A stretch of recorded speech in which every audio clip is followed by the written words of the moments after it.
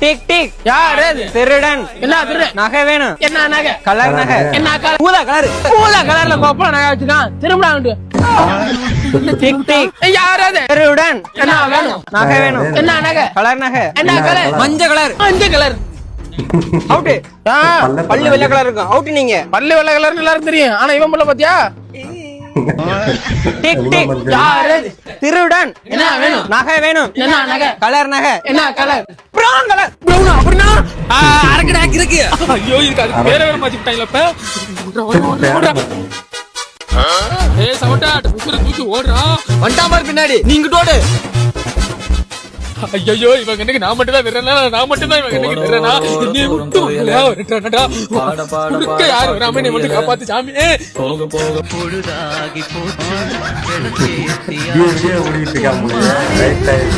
ஐயோ தொப்புள் குடியெல்லாம் வாய் வெளியே வர போதுரா.